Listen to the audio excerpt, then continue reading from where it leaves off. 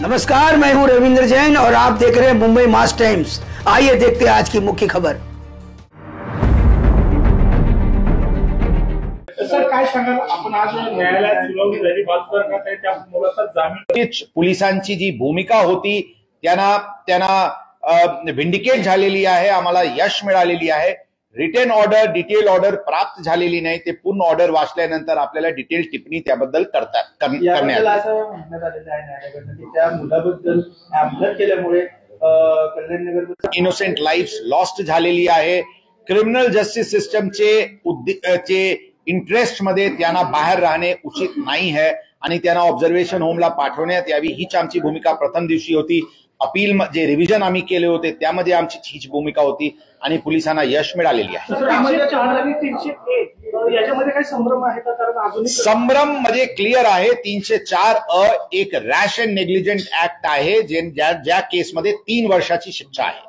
आम्ही प्रथम दिवशीच या केसमध्ये 304 लावलेले आहे, जे culpable homicide not amounting to murder आहे, ज्यामध्ये हे अनदेखानी चुकीने ही गलती झाली अशा नाही है, ही फुल नॉलेज मध्ये झालेली आहे की ते एक जुवेनाईल महाग गाडी घेऊन नॅरो स्ट्रीट मध्ये दारू पिल्यानंतर एक ब्रेथ टेकिंग एक भरधाव वेगाने वाहन चालवत आहे, जिथे लोक फिरत आहे।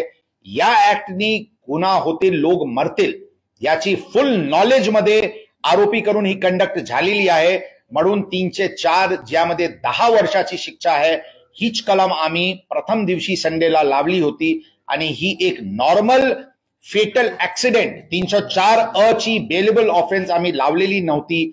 आम्ही 304 नॉन बेलेबल 10 वर्षाची शिक्षा असलेली कलम लावली होती। प्रोफेसर बाल न्यायालयाने जो काही निर्णय दिला त्याच्यावर कोणी पोलीस समाधानी आहेत का? त्यांना जे काही अपेक्षित होतं ते या निर्णयात आम्हाला हेच अपेक्षित होता, प्रथम दिवशीपासून हीच अपेक्षित होता की त्यांना एडल्ट म्हणून ट्रायल करायची प्रोसिजर सुरू करावी आणि जोपर्यंत ते प्रोसिजर पूर्ण होत नाही तोपर्यंत त्यांना ऑब्झर्वेशन होमला पाठवण्यात आली।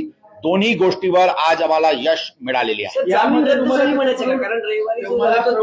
आम्हाला पूर्णपणे त्या विषयावर टिप्पणी करणे संयुक्तिक नाही है, परंतु द एंड रिझल्ट हे आहे की त्यांना ऑब्झर्वेशन होमला पाठवण्यात आलेली आहे। जे ते फ्री सारखे रस्त्यावर फिरत होता त्यांचे लिबर्टी कटेल करण्यात आलेली आहे आणि त्यांना ऑब्झर्वेशन होमला पाठवण्यात आले। ब्लड टेस्ट रिपोर्ट आतापर्यंत आलेली नाही, परंतु आम्ही परत आपल्याला रिपीट करतो, ब्लड टेस्ट रिपोर्ट आमच्यासाठी महत्वाची नाही है। इन स्पाइट और despite of the blood test report आमचे म्हणणं आहे की ते नॉलेज मध्ये होता, ते काही मद्याचे इन्फ्लुएन्स मध्ये असताना त्यांच्याकडून हे गैरसमजुतीने घटना घडली अशा नाही आहे। ते मद्य पिला, त्यांना फुल नॉलेज होती, ते फुल सेन्सेस मध्ये होता की त्यांच्याकडून हे गुन्हा घडू शकते आणि लोकांची जीव जाऊ शकते। हीच आमची केस होती आणि आमची केस वॉटर टाईट आहे, ही मी जबाबदारीने आपल्याला सांगतो। तुम्हाला आव्हान असणार आहे, कारण न्यायालयाने काय आदेश दिलेले आहेत की तुम्हाला हे सगळे अपघात पुरावे लागणार आहे, त्याच्यासाठी पूर्तता करावी लागणार। 100% पुरावा मोठ्या प्रमाणात गोळा करण्याची प्रक्रिया सुरू आहे। आम्ही टेक्निकल एव्हिडन्सवर आमची भर आहे, आम्ही वॉटर टाईट केस तयार करू।